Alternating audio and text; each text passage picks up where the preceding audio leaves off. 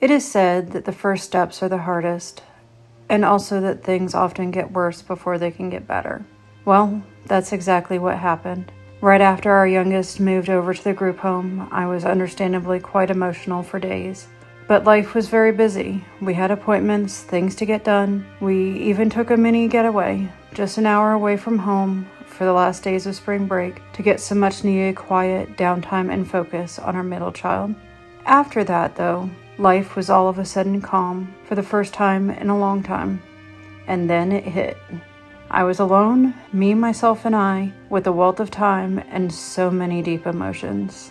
I have hesitated to share these clips. They're definitely not appealing, but they are real and raw, just as I promised I would. I made myself record them as practice in the first days of deciding to share this journey. Be sure to watch the end for a positive finale to this particular week. But first, before we proceed with moving forward, here's an honest little insight into the reality of what I'm combating in the darker side of this journey. So yeah, just having a really hard time getting up and moving. This morning, it's 9:30. Normally I'm up at 7 or 8 or 5, 6, 3, 4 even, because I just can't sleep. But today, I don't know, something allowed me to stay in bed for a little bit longer. Of course, I have somewhere to be at 10:15. Which is probably why I stayed in bed longer, because I was struggling to get up and going. It's just so hard to move and to face the day, and it's frustrating. There's stuff I want to get done and people I want to catch up with. I'm just so unmotivated and so tired. My head's not on straight. I almost used body wash for my shampoo, and then I caught myself and I shampooed my hair, and then before rinsing it out, I almost started putting the conditioner in already. And yeah, I'm just struggling this morning. I don't wear makeup anymore. Don't have the energy for it, and there's really not much need here in the Netherlands. Nobody cares. So it's easy to go that route. When I'm really struggling, I like to get out my Rituals face lotion and put that on. It just gives me a little bit of feeling, at least a little better for the moment.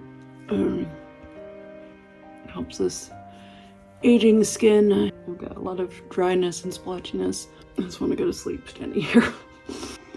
It's small, but something. They're not so cheap, but I love my Rituals products. Well, I managed to get dressed, and I even put away a bin of laundry and open the curtains. I do not have nearly the energy needed to deal with my curly hair properly today, so I'm just gonna do a slick back bun. I'm just gonna brush this all out.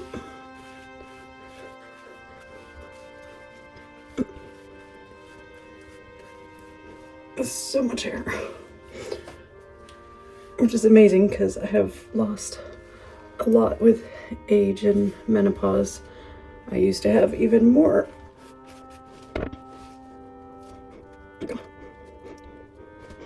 Pull it up and voila, that's our lazy ass but refreshing off her neck bun. Messy-ish bun. The thing about survival mode and caregiver burnout, functional burnout if you will, at least as a mom and caregiver that has no choice but to be on and to push through no matter how hard, is that when that need to stay on autopilot stops, your system pretty much decides it's taking its opportunity to totally shut down while it can. I once learned from the absolutely amazing Callie Albrecht during her rest and recharge retreat at Antico Macchione that this is actually our body's gift to us. It's our body's way of saying enough is enough. It's way of making us stop and pay attention, to breathe, and to take care of ourselves. On this day, I was still struggling, but really longing to find my way out of it. So Ken said, "Get out." In a loving way, of course. Seriously, go do something. Anything outside of this house just for yourself. I had been wanting for months now to go to aNEW, this adorable restaurant near us that we really like, to sit on their outside patio, enjoy a dirty chai and their yummy sweet potato fries. Simply sit, relax, read, and enjoy the environment all by myself. I've never done that before. So I took his advice and I did just that. When they sat a bowl of popcorn down on the table, I immediately thought, I should see if Trey wants to come join me. He loves having the popcorn here. I felt guilty, but I also knew this would defeat the point of this particular outing. This is time to learn how to take care of me. And you know what? I had a really nice time. I also tried to get started and record my intro for y'all that week, but yeah, I was not ready. Very emotional, too emotional, and I really struggled through it. So I allowed myself to stop, take a few days, and try again the next week, which is the intro that you have. As I sat down, I'm beginning to a journey. It's way more in depth than that. I just simply don't have that kind of energy. That's part of the point of my situation. And I've certainly had plenty of doubts of whether this is a stupid idea. Who cares what I have to say? I really don't matter in the scheme of things and all of that type stuff. I am an open book. I always have been, maybe too open and honest. My kids certainly think so. This very emotional week actually ended on a lovely note with Mother's Day. Also, the start for Trey having weekly visits home with us for our long-standing Sunday family breakfast tradition. Despite the building being under construction, Trey was even sweet enough to make sure that they got a pic of old Mom.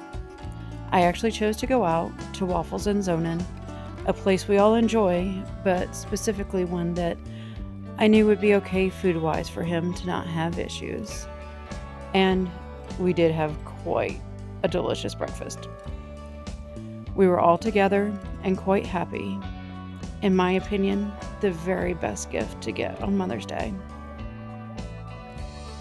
If you haven't done so already, you can check out my intro video to learn more about our situation and why I'm starting aNEW, and subscribe to stay tuned for my next episode where I start truly moving forward.